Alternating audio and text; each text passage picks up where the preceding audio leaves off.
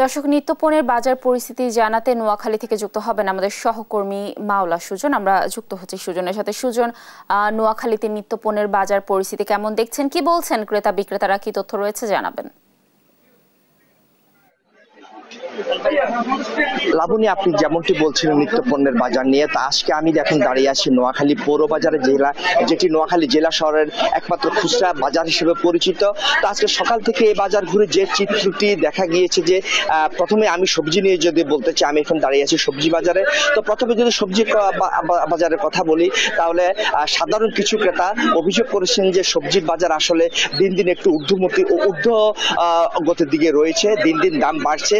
বাজারে প্রচুর সবজির সরবরাহ থাকলেও কিন্তু বিক্রেতারা বলছেন যে সরবরাহের কারণ না থাকার কারণ দেখে বিক্রেতারা বলছেন যে দিন দিন সবজির বাড়ার একটি কারণ। কিন্তু বাজার ঘুরে দেখা গেছে বাজারে পর্যাপ্ত পরিমাণের সবজি রয়েছে। এছাড়া বিক্রেতারা আরো বলছেন যে কিছুদিন আগে ঝড় এবং জলোচ্ছ্বাস এবং বৃষ্টির কারণে যে খেতে কিছু সবজি নষ্ট হয়, সবজি দাম বৃদ্ধির অন্যতম আরেকটি কারণ বলছেন।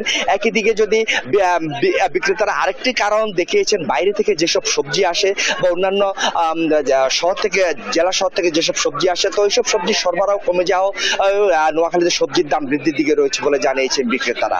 তো আমি যদি এখন একটু মাংসের বাজারের দিকে যাই, তাহলে বলতে হচ্ছে যে গরুর মাংসের কেজি বিক্রি হচ্ছে 800 টাকা কেজি দরে এবং খাসির মাংসের কেজি বিক্রি হচ্ছে 1100 টাকা কেজি দরে। আর মুরগির বাজার দিয়ে গেলে বলতে হচ্ছে যে মুরগির যে ব্রয়লার মুরগি বিক্রি হচ্ছে 200 টাকা করে এক কেজি, একই সাথে লেয়ার এবং হাইব্রিড মুরগি বিক্রি হচ্ছে 350 টাকা করে কেজি দরে।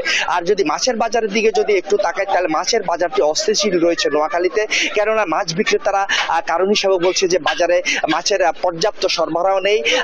যে অন্যান্য জেলা থেকে যেসব মাছ আসে তাও কম আসাতে মাছের দাম বৃদ্ধি পেয়েছে।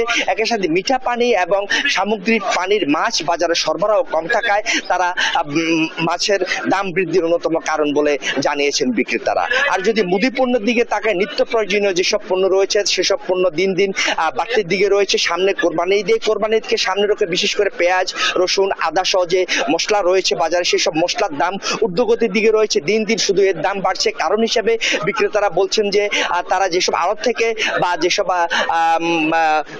আড়ত থেকে ক্রয় করে আনেন যে জিনিসপত্র, সেখানে বাড়তি দাম রয়েছে, এর কারণে তাদেরকে বাড়তি দামে কিনতে হচ্ছে এবং এর সাথে সঙ্গতি রেখে খুচরা বাজারে বিক্রি করতে হচ্ছে।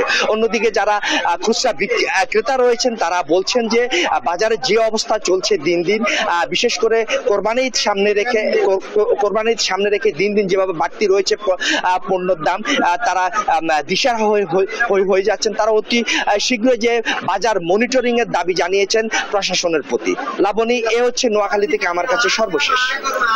ধন্যবাদ সুজন আমাদের সাথে যুক্ত থাকার জন্য। দর্শক, নোয়াখালী নিত্যপণ্যের বাজার পরিস্থিতির সর্বশেষ তথ্য জানাচ্ছিলেন আমাদের সহকর্মী সুজন।